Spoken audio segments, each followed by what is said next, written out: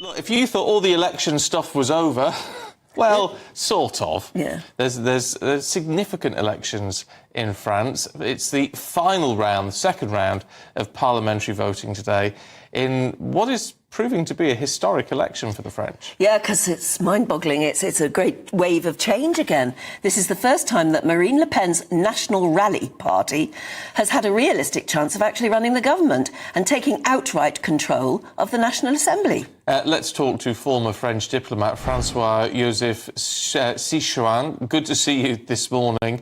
Morning. What can we expect today?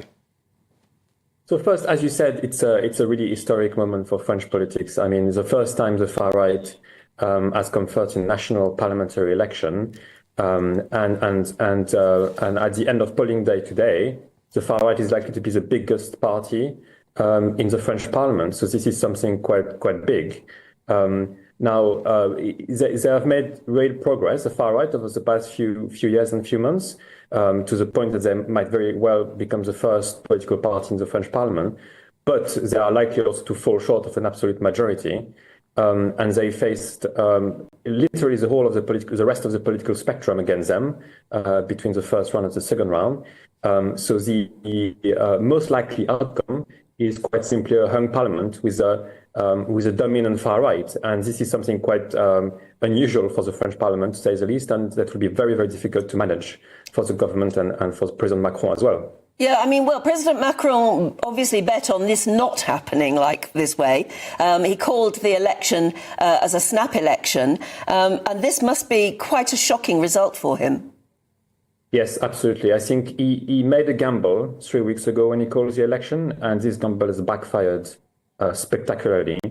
And I think, he called the election on the back of very bad results from the European elections on the 9th of June. And I think he thought that was a good moment to call a national election after this result. And his gamble has not worked. I think one of the results also that we are likely to see tonight, when the result come out, is his party becoming third in the French Parliament, perhaps around 100 MPs. So that would be a really hard defeat. And I think we can almost say this is, at the beginning of the end of what we call Macronism, which is this political platform that President Macron created when he was first elected back in 2017, and which goal was actually to provide the French electorate with an alternative from the far right and the far left.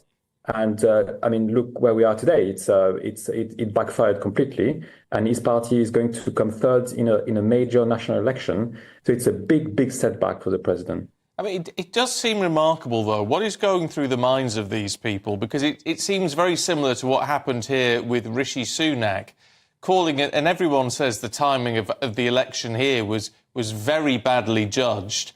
And anyone with an ounce of sense, or a gram of sense for you, would have looked at what Macron was facing and said, don't call one now. The electorate have already had their say and seem to be stacked against you.